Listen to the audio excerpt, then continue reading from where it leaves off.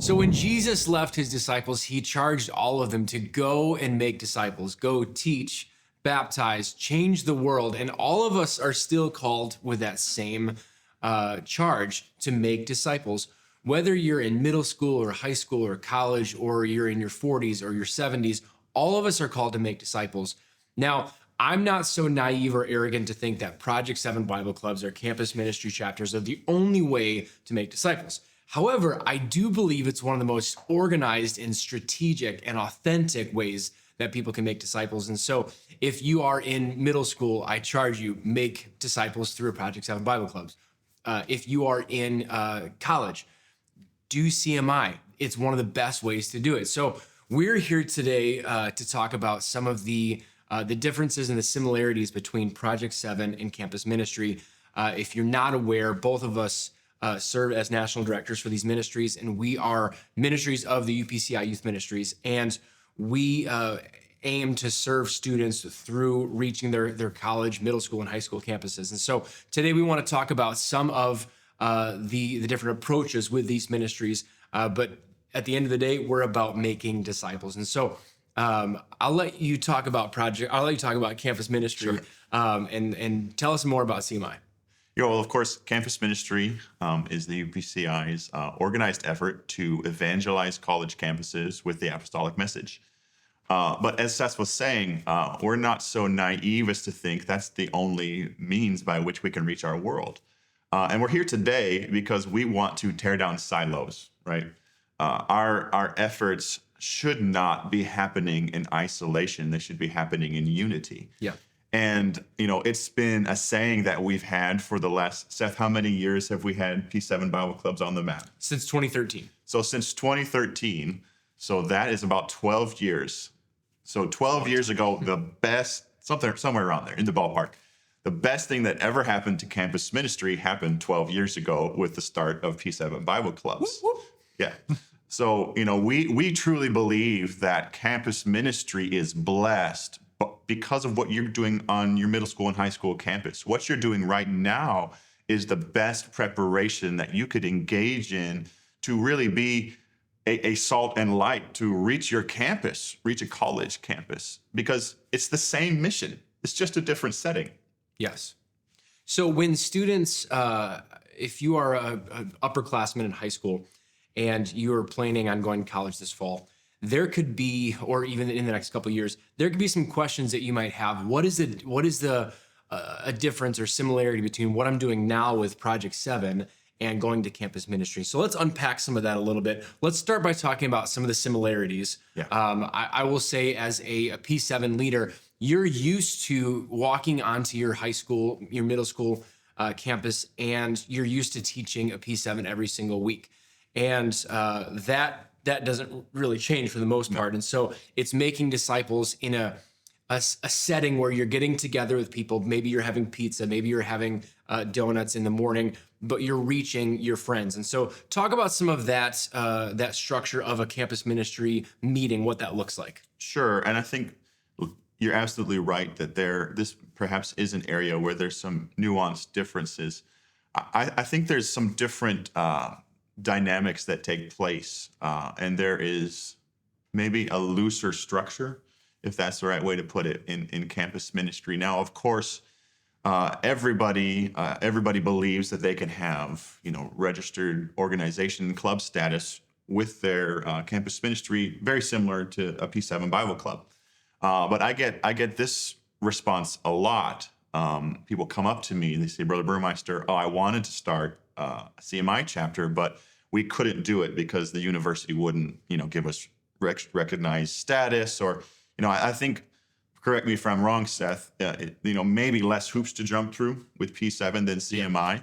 I can't think of a lot of situations that I've directly heard of where, it was an impossibility to become a registered, organization with CMI, but they sure do make it difficult a lot of times. Sure.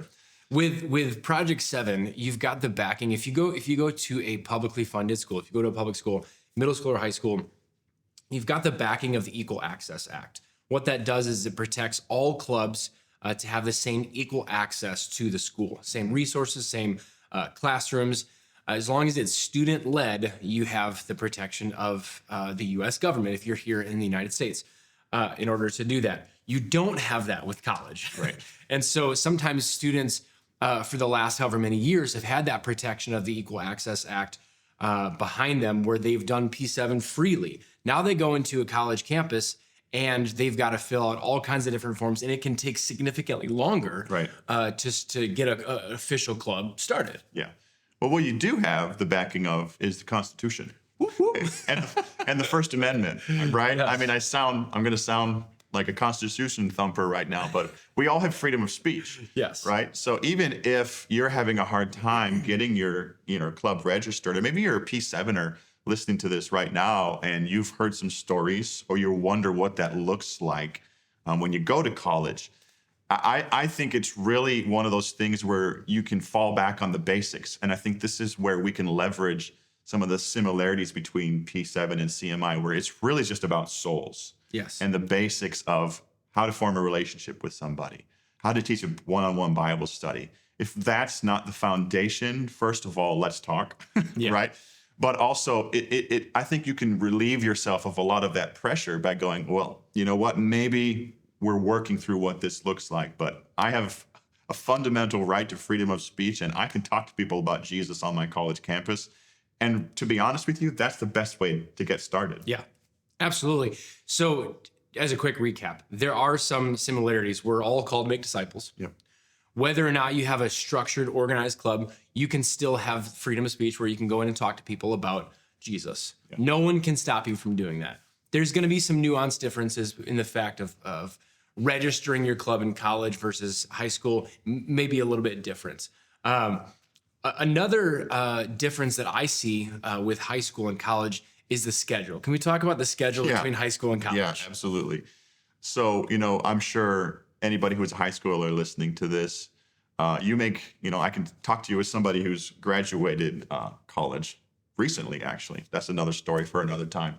But I remember getting sort of through high school into that stage of college, and all of a sudden it's like you just have so much free time, right? Yeah. You have, and for some people that's an asset, but it also can be a little bit of a challenge because you don't have this structured lifestyle that you were used to and accustomed to in high school.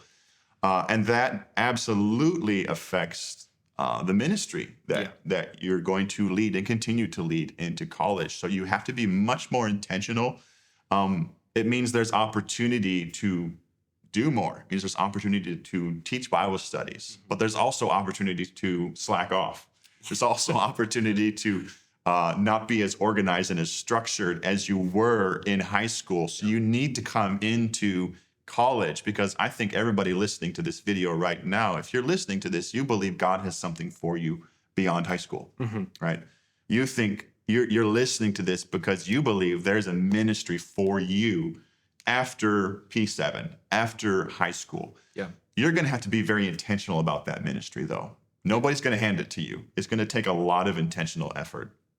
So in high school, if you want to do a P7 club, most, from what I understand with high schools, most clubs meet one of 3 times: before school, after school, some meet during lunch. That structure pretty much goes out the window for college, because there's some students that they schedule all their classes in the morning and then they go work in the afternoon or the evening.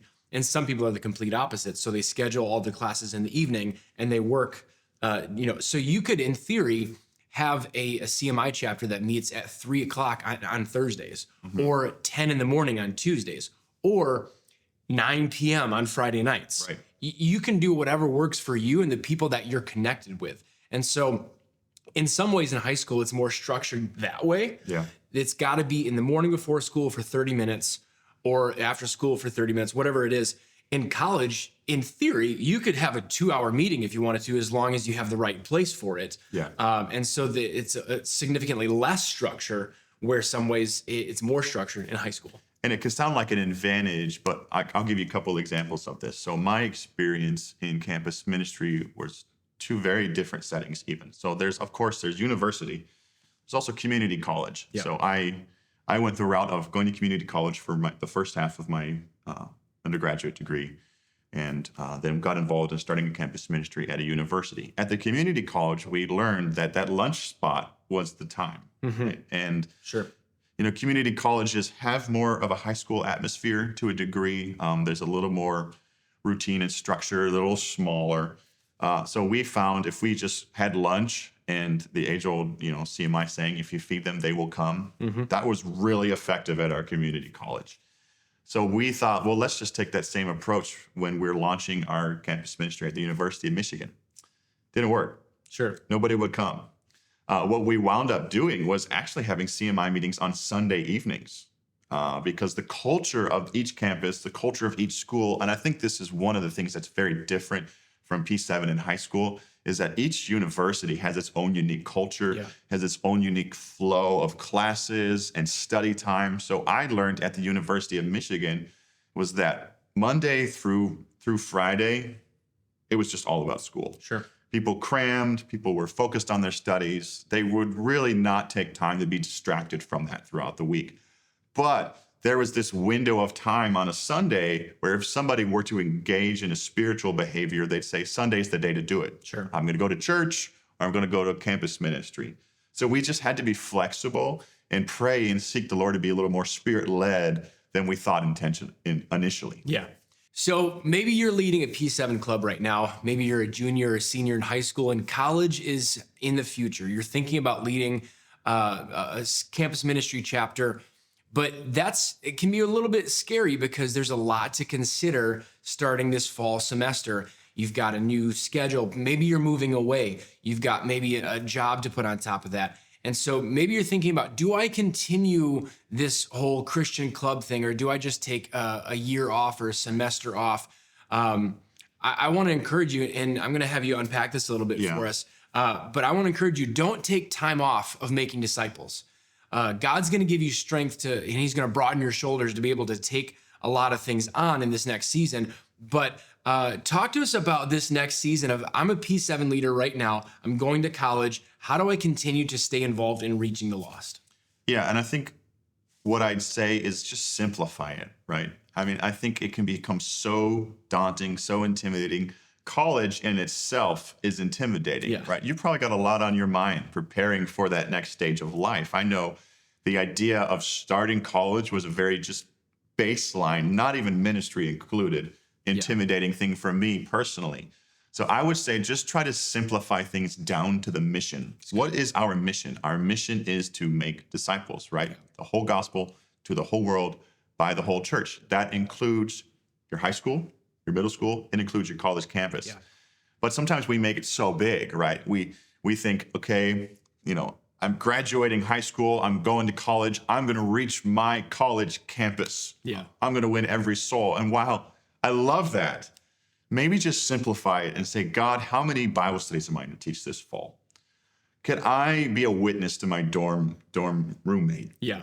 Could I start a Bible study in my dorm? Could I be a witness in the classes that I participate in? And let me simplify it a little more. Could I get to know people? Yeah. Right?